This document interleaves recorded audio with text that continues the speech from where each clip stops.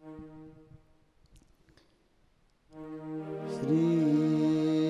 गणेशाय नमः। श्री सरस्वते नमः। श्री गुरुभ्यो नमः। जगद्गुरु नरेंद्राचार्य महाराज की जय। सद्गुरु काडसिद्धेश्वर महाराज की जय। संत शिरोमणि गजानन महाराज की जय। आद्य जगद्गुरु रामानंदाचार्य महाराज की जय। सियावल्लभ रामचंद्र की जय। गुरुर्ब्रह्मा गुरुर्विष्णु गुरुर्देवो महेश्वरा गुरुर्साक्षात् परब्रह्म तस्मै श्री गुरवे नमः। सार्थ श्रीमद्दासबोध दशक 8वा समास 8वा आत्मदर्शन। श्रीराम मागा झाले निरूपण परमात्मा तो तोची जाण। तया परमात्मयाचे लक्षण ते हे ऐसे असे। जन्म नाही मृत्यू नाही येणे नाही जाणे नाही। बद्ध मोक्ष दोन्ही नाही परमात्मयासे। परमात्मा सर्वास व्यापक परमात्मा अनेकी एक। परमात्मयाचा विवेक अतर्क्य आहे। तया नवविधामध्ये सार आत्मनिवेदन थोर। तैसा करावा विचार स्वानुभवे स्वये। आत्मनिवेदनाचे लक्षण आधी पहावे मी कोण। मग परमात्मा निर्गुण तो ओळखावा। आत्मनिवेदनाचे अंती जे का घडली अभेद भक्ती।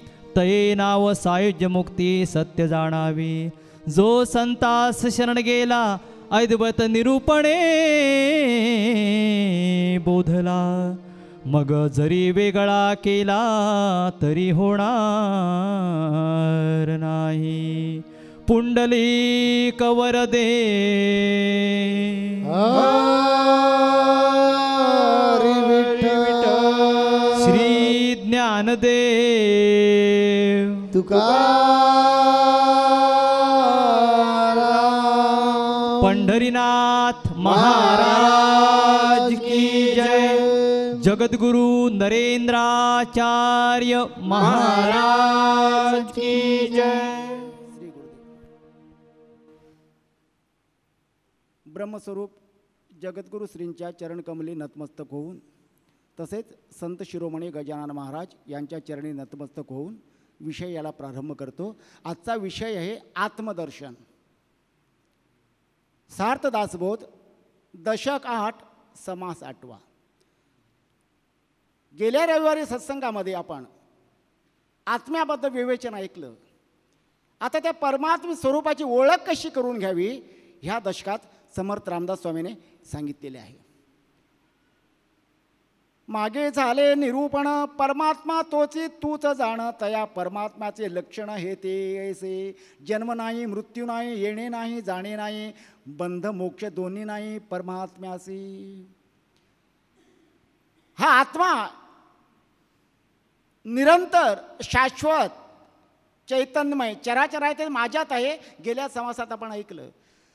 परंतु माझ्यात असून ते मला कळत नाही। आणि हे कळणं म्हणजे आत्मानुभूती घेणं म्हणजे आत्मदर्शन अर्थात आत्मसाक्षात्कार। म्हणजे स्वतःच्या स्वरूपाची स्वतः ओळख करून घेणं हे जीवनाचं सार्थक करण्याचं लक्षण आहे। पण आपल्याला ते होत नाही। आणि साध्य व्हायचं असेल तर भक्तीशिवाय पर्याय नाही। म्हणून समर्थ रामदास स्वामीने स्वतः मी कोण ओळखण्यासाठी भक्तीचं मार्गदर्शन केलं आणि त्याच्यात नवविधा भक्तीचा आम्हाला उपदेश केला. तर 9 भक्तीचे प्रकार: श्रवणम, कीर्तनम, विष्णू स्मरणम, पादसेवनम, अर्चनम, वंदनम, दास्य, सख्य आत्मनिवेदनम. ह्या 9 भक्तीपैकी जर आत्मदर्शन घडावं असं वाटत असेल, भक्ती आणि सत्संगाच्या माध्यमातून नवविधा भक्तीपैकी आत्मनिवेदन भक्तीला प्राधान्य दिलं. कारण सर्व भक्तीचा सार, बाकीच्या भक्तीचा सार हे आत्मनिवेदनामध्ये आहे. तरी आत्मनिवेदन म्हणजे नेमकं काय हे जाणून घेतलं पाहिजे. आत्मसमर्पण म्हणजे भगवंताला आपण मनापासून समर्पण होणं हे सर्वसाधारण आपण ह्या भाषेत सांगू शकतो. तरी आत्मसमर्पणाचं मर्म जर जाणून घ्यायचं असेल तर देहाभिमान गळावा लागतो. आज जर कुणी आम्हाला विचारलं तुम्ही कोण, मी अमुक तमुक म्हणतो, याचाच अर्थ माझा देहाभिमान आहे. आणि हा देहाभिमान जोपर्यंत गळत नाही, देहबुद्धी जोपर्यंत लयाला जात नाही, जोपर्यंत सद्गुरूला अनन्य भावे शरण जात नाही, तोपर्यंत नवविधा भक्तीमधील आत्मनिवेदन भक्तीच्या माध्यमातून आपल्याला आत्मदर्शन करता येत नाही. म्हणून आपल्या गुरुमाऊलीने आपल्या हरिपाठामध्ये उत्कृष्ट मार्गदर्शन करून म्हटलं, ह्या लक्षणांचा त्याग करा. देहबुद्धीच्या अज्ञानाच्या विकाराच्या जोरावर देहाभिमानाने जगणं आणि खरं सत्य लपवून खोट्या मीला प्रोत्साहन देणं म्हणजे ह्या देहाभिमानामुळे खरा मी असून आम्ही जाणण्याचा प्रयत्न करत नाहीत. आणि हा खरा मी कोण जाणून सद्गुरू देतात. एकदा गौतम बुद्धांकडे एक व्यक्ती गेली दीक्षा घेण्यासाठी. गौतम बुद्धाने विचारलं, आपण कोण? तो बोला, मी ब्राह्मण आहे. म्हटलं, मी ब्राह्मणांना दीक्षा देत नाही. त्याला ते कळलं नाही का सांगितलं. दुसरी व्यक्ती गेली तर आपण कोण? मी क्षत्रिय आहे, पण मी क्षत्रियांना पण दीक्षा देत नाही. असे अनेक माणसं गेली, आपली ओळख करून द्यायला लागली. लोकांना वाटलं कुणालाच दीक्षा देत नाहीत, ब्राह्मणाला देत नाहीत, क्षत्रियाला देत नाहीत, शूद्राला देत नाहीत, मग देतात कोणाला? गरीबाला पण देत नाहीत. काही म्हणतो मी गरीब आहे, काही म्हणतो मी श्रीमंत आहेत, काही म्हणतो मी अशिक्षित आहे. कुणालाच देत नाही तर देतात कुणाला? चर्चेचा विषय झाला. त्यावेळी असा एक भक्त त्यांच्याकडे गेला दीक्षा घ्यायला आणि त्यांना पण तोच प्रश्न विचारला, आपण कोण? मी कोण हेच मला कळलेलं नाही आणि कळण्यासाठी मी आलो. तर तू दीक्षेला पात्र आहे. म्हणजे ज्याला मी कोण कळलेला नाही यालाच तो दाखवावा लागतो. ज्याला अगोदरच कळलं, दोन्ही बाजूला पाठी पूर्ण भरलेली आहे आणि मुलगा म्हणतो, बाबा बाबा मला ABCD लिहून द्या. बाबा काय म्हणतील, एक बाजू कोरी कर. ती केल्याशिवाय परत लिहिता येत नाही. म्हणून ही जी लक्षणं आहे, मला काही कळतं, मी अमुक आहे, मी प्रतिष्ठित आहे, मी अमुक पंथाचा आहे, मी अमुक धर्माचा आहे, मी अमुक देवाचा भक्त आहे, ही देहबुद्धीची लक्षणं जोपर्यंत आहेत तोपर्यंत आत्मदर्शनाच्या अनुषंगाने आपण पाऊल उचलू शकत नाहीत. म्हणून आत्मदर्शन जर व्हायचं असेल तर आत्मनिवेदन भक्तीची लक्षणं जाणून घेतली पाहिजेत. या आत्मनिवेदन भक्तीचं प्रमुख लक्षण काय? स्वतःची ओळख स्वतः अगोदर करून घेणं, मीपणाची जाण करून घेणं. आणि मीपणाची जाण करून घेता घेता तो निर्गुण परमात्म स्वरूप काय आहे याचा ध्यास घेणं. आणि हा ध्यास घेता घेता सहजच आत्मनिवेदन घडतं. आणि ह्या आत्मनिवेदनातून 4 देह, अविद्या आणि वासना याचंच निरसन झाल्याशिवाय त्याच्या पलीकडचं अलिप्त मी आत्मा आहे हे याची जाण होत नाही. तर 4 देह कुठले? स्थूल देह म्हणजे हा दृश्यमय तुम्हाला दिसणारा पंचमहाभूतांचा पिंजरा म्हणजे हा स्थूल देह. सूक्ष्म देह, वासनामय देह, त्या वासनेवर आपण जगतो आणि त्याचं अज्ञानाने अपेक्षा करतो, तो वासनामय देह सूक्ष्म देह. कारण देह तिसरा म्हणजे अज्ञानाचा देह. महाकारण देह ज्ञानाचा देह. ह्या सर्व देहाचा लोप होण्यासाठी साधनेच्या बळावर हे आपल्याला करावं लागेल. आणि ही साधना सद्गुरूच्या सान्निध्यात गेल्याशिवाय आपल्याला शक्य होणार नाही. म्हणून समर्थ रामदास स्वामीने ह्या समासामध्ये ज्ञानदशकामध्ये आत्मनिवेदनाची भक्ती सांगताना सत्संग आणि सद्गुरू याला अनन्य महत्त्व दिलेलं आहे. आणि एकदा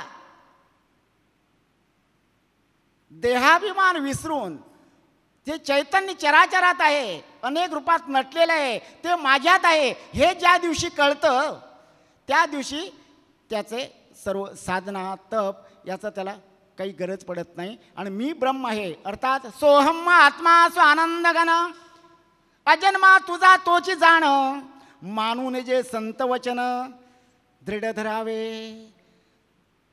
सोहम आत्मा स्व आनंद घन, हा आत्मा आनंदमय असून तो चराचर आहे, तो माझ्यात आहे, तो मलाच कळलेला नाही. आणि ह्या गोष्टी केवळ संत संघाच्या माध्यमातून, म्हणूनच म्हणतात संतांच्या संगतीने मनोमार्ग गती ही मिळते. आपण सत्संगात येतो, सत्संग आपण प्रापंचिक माणसं, प्रापंचिक देहा गुरु नामे जागा संसार सुखाची प्रचिती येई. आपण संसाराचं सुखदुःख घेऊन सत्संगात येतो, तर एक वृत्ती चांगली आहे, पहिलं पाऊल पडलं सत्संगात काहीतरी घेण्यासाठी. आणि ह्या सत्संगाच्या माध्यमातून आत्मोन्नतीसाठी अनायासे कळत नकळत प्रत्यक्ष अप्रत्यक्ष ज्या गुणांचा विकास व्हायला नको त्या गुणांचा पण विकास होतो. आणि त्यामुळे आपण कर्म घडतं, कर्मानुसार फळं मिळतात. लीलामृत ग्रंथात आपण वाचलेलं असेल, कर्माची फळं कोणाला चुकत नाहीत. का चुकत नाहीत? जे विकाराने आपण वागतो, कर्म करतो, त्याची फळं कोण तो साधू संत ज्ञानी पंडित कुणी जरी असला त्याला भोगावी लागतात. हे लीलामृत आपण वाचलेलं आहे. आणि ह्या वाचनातून आपल्याला सावध करण्यास गरज आहे. सावध होण्यासाठी ह्या सत्संगतीची गरज आहे. आपण म्हणून सत्संगात येतो, अनायासे जरी सत्संग घडला तर त्या माणसाचं जीवनाचं परिवर्तन करण्याची पूर्ण क्षमता सत्संगात असते. तर गोवर्धन नावाचा एक डाकू होता, महाक्रूर कर्मा, त्याचं नाव काढलं की थरकाप उठायचा लोकांच्या. संध्याकाळ झाली बरोबर लोक दरवाजाला कडी लावून लावायचे. आणि एकदा राजाच्या शिपायाच्या नजरेतून चुकण्यासाठी जो पळाला ना, एका आश्रमात सद्गुरूच्या सत्संगाला जाऊन बसला. त्याला सत्संग काय सद्गुरू काय काहीच माहिती नव्हतं. आता कीर्तन प्रवचन ऐकणं त्यांचा प्रांतच नाही ना, ते जातच नाही का, तिथे चांगलं सांगतात ना, यांच्या धंद्याला मार पडतो, मग कशाला सत्संग करणार. आणि त्या कीर्तन प्रवचनाकडे लक्ष नव्हतं.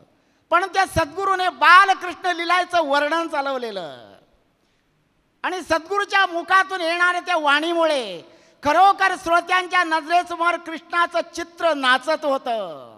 कृष्णाचं वर्णन ऐकलं, पण याच्या कामाचं नव्हतं ना.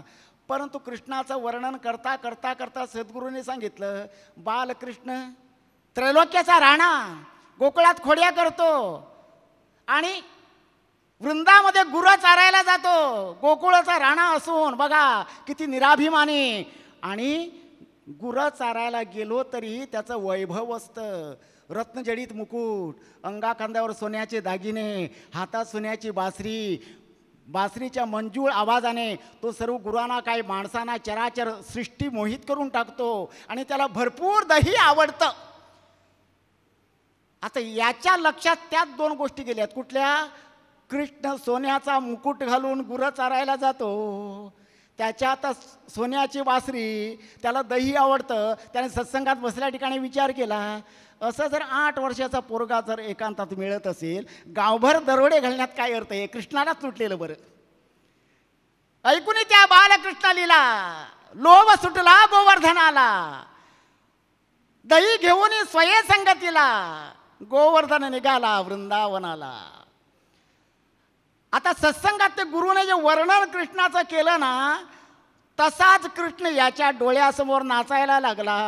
हातात सोन्याची बासरी, रत्नजडित मुकुट, दही खातो आणि त्याचा कृष्णाचा ध्यास लागला. हा ध्यास कशामुळे लागला? सत्संगात गेल्यामुळे त्याला तो कृष्णाचा ध्यास लागला. दुसऱ्या दिवशी त्याने जय्यत तयारी केली, 2-4 दिवसाची शिदोरी घेतली आणि मथुरेतनं वृंदावनाला निघाला कृष्णाला लुटायला. आता लहान पोर किती दिवस लागेल लुटून आणू. आणि डोळ्यासमोर केवळ ते सद्गुरूने सांगितलेलं निर्माण केलेलं कृष्णाचं चित्र आणि कृष्ण कृष्ण त्याला ध्यास लागला. कधी वृंदावनात जाऊ कृष्णाला लुटू, कधी वृंदावनात जाऊ कृष्णाला लुटू. जाऊन वृंदावनात सर्व ठिकाणी शोधतो, कृष्णाचा काही थांगपत्ता नाहीये. 1 दिवस गेला, 2 दिवस गेला, सतत 8 दिवस झाले, नेलेली शिदोरी संपली. तरी जी लोभ काही याला परत पावली आणायला तयार होत नाही. कसंही करून कृष्णाला लुटलंच पाहिजे. वनात काट्या कुट्यात फिरून फिरून हैराण झाला. पोटात अन्न नाही, बरोबर नेलेलं दही आहे कृष्णाला द्यायला. दही खावंसं वाटतं, पण एक मन म्हणतो नको, हे माझ्या कृष्णाला आणलं, कृष्णाला दिलं पाहिजे. भुकेने व्याकुळ झालेला आहे. कृष्णा कृष्णा, अरे कुठे आहेस तू? कृष्णा कृष्णा कृष्णा करत वृंदावनात फेऱ्या मारतो. कृष्ण काही दृष्टीपथास येत नाही. शेवटी कासावीसून खाली पडला, म्हणजे एक झाडाच्या आडोशाला टेकून उभा राहिला. तेव्हा त्याच्या मनात आलं, गुरु सांगत होते कृष्ण चांगली बासरी वाजवतात, बासरीचा पण आवाज येत नाही. त्या आवाजाने जर गेलो असतो, बासरीचा पण येत नाही. तेवढ्यात मंजूळ बासरीचा आवाज ऐकू आला. वृंदावनी वेणू वाजे, वृंदावनी वेणू वाजे, वृंदावनी वेणू, वेणू कवणाचा माया बाजे, वेणू कवणाचा माया बाजे, वेणू नादे गोवर्धन बाजे, वेणू नादे गोवर्धन गाजे, वृंदावनी वेणू वाजे, वृंदावनी वेणू वाजे, वृंदावनी वेणू, पृच पसरुनी मयूर विराजे, पृच पसरुनी मयूर विराजे, पृच पसरुनी मयूर विराजे, जणू नाचत आले हे यादवराजे, जणू नाचत आले हे यादवराजे, राजे हे वृंदावनी वेणू वाजे, वृंदावनी वेणू वाजे, वृंदावनी वेणू. मुरलीचा मधुर स्वर कानावर पडल्याबरोबर हा सावध झाला. उठून बघतो तर काय, लख प्रकाश दिसला आणि त्या प्रकाशात श्रीकृष्ण बालमूर्ती दीड पायावर उभं राहून मुरली वाजवते. देहुडा चरणी वाजवितो वेणू, गोपिका रमणू स्वामी माझा. आता याला वाटलं काम फत्ते झालं. जो थकवा आला तो गेला आणि धावत धावत कृष्णाकडे गेला. अरे कृष्णा, अरे तू आहेस कुठे? किती शोधला मी तुला, ओळखलं नाहीस का? अरे मी तुझ्या नात्यातलाच आहे. तू लहान असताना एकदा तुझ्याकडे आलेलो, नंतर काही येणं झालं नाही. आज सहज आलो, म्हटलं तुला भेटून जायचं म्हणजे जायचंच. घरी गेल्यानंतर आई बोलली कृष्ण गुरं चरायला गेला, तो भयंकर खोड्या करतो, कुणाचं ऐकत नाही. आता तू आला ते बरं झालं. जरा काही दोन गोष्टी त्याला सांग, आणि भूक पण लागली असेल, हे दही त्याला दे. आणि बघ चोर डाकू असतात, सांगितलेलं न ऐकता सोन्याचा मुकुट दागिने घेऊन जंगलात जातो. हे दही त्याला दे आणि दागिने घेऊन ये. कृष्णाने अगोदर दही घेतलं, मटकायला सुरुवात केली. हा 7 दिवसाचा उपाशी. कृष्ण याला घे पण म्हणत नाही. आता याला होता आता सावध पटलं. दही खाऊन झाल्यानंतर म्हणतो कृष्णा मला पण उशीर होतो, तुला पण भेटलो, आणि तू काय रे मस्ती भरपूर करतो म्हणे. आईने सांगितलेलं ऐकत नाही, खोड्या करतो, गवळणीच्या तक्रारी येतात. आणि आईनं तुला सांगते ना नेहमी दागिने घेऊन जंगलात जाऊ नको. आई काळजी करते, घाबरली म्हणून ते दागिने आणायला मला पाठवलं. दागिने दे. कृष्ण दागिने द्यायला तयार नाही. अनेक प्रकारे समजावून सांगितलं, कृष्ण देत नाही. श्याम धाम दंड करून सांगितलं, कृष्ण ऐकायला तयार नाही. आता ऐकत नाही म्हटलं, याचा आतला डाकू जागृत झाला. ए काय समजतो स्वतःला? हा शहाणपणा गोकुळात जाऊन दाखव, मला दाखवू नको. मी कोण कळलं का तुला? ओळखलं का मला? कृष्ण म्हणतात न ओळखता दही घेऊन आलास का तू? पोपटपंची बंद कर, मुकाट्याने दागिने दे, नाहीतर बघ. कृष्ण बोलले नाहीतर काय करणार? काय करणार? मी कोण? अरे माझं नाव ऐकलं ना घाम फुटेल तुला. कृष्णाने म्हटलं नाव ऐकलं की घाम फुटेल? तुम्ही डोळ्यात समक्ष उभे आहात, काहीच नाही झालं, सांग तुझं नाव सांग. याला वाटलं माझं नाव ऐकल्यानंतर घाबरेल म्हणून तो बोलला मी गोवर्धन डाकू. कृष्ण हसला मिस्किलपणे आणि म्हणायला लागला तू गोवर्धन डाकू? अरे मी गोवर्धन डाकू आणि मी तर गोवर्धन धारी आहे, तुला देणार नाही दागिने, करायचं ते कर म्हटल्यानंतर त्याच्या झडप घालायला गेला. कृष्ण काही सापडत नाही. कृष्णाने फिरून फिरून त्याला तिथेच गुल्ल करून टाकलं. शेवटी कासावीसून खाली पडला. कृष्ण चरणावर त्याचं मस्तक पडलं. कृष्णाने मायेवरनं हात फिरवला पाठीवर. म्हटलं तुला दागिनेच हवे होते ना, ही नाटकं कशाला केलीत? मागितलं तर मी तुला दिलं असतं. दागिनेच हवे ना, हे दागिने घे म्हणून सर्व दागिने उतरून कृष्णाने त्याला दिली. तेव्हा म्हणतो भगवंता आता मला दागिन्याची गरज नाही, सोन्याची खाण मला मिळाली. आजपर्यंत लुटालूट केली, चोरी केली, तिथे पण कृष्णच होता हे आज मला कळलं. आजपासून मी माझा नाही राहिलो, तुझा झालेला होय. तेव्हा कृष्णाने सांगितलं तू कितीही केलं माझा ध्यास तुझ्यात होता. कितीही भूक लागली माझ्यासाठी आणलेलं दही तू खाल्लं नाही म्हणून मी तू मला आवडला. आता सांग दागिने पाहिजे का? म्हणतो प्रभू नको, आज माझ्या जीवनाचा सार्थक होण्यासाठी तुमचं दर्शन झालं. मी कोण मला कळलं. आजपासून मी माझा नाही तुमचा आहे. ज्या सत्संगात जर गेलो नसतो, सद्गुरूची वाणी ऐकली नसती तर आज मी तुमच्या दर्शनाचा लाभार्थी ठरलो नसतो, जीवनाचं सार्थक झालं नसतो. म्हणून देहाचं सार्थक करण्यासाठी आपण काय केलं पाहिजे? गुरूंपाशी आलं पाहिजे. गुरूंपाशी देव आहे. तुकाराम महाराजांनी सांगितलं देव भेटे जनिवनी. हा देव जनिवनी फिरणारा देव जो आहे तो गुरुपाशी आहे. वारंवार सांगू का आहे?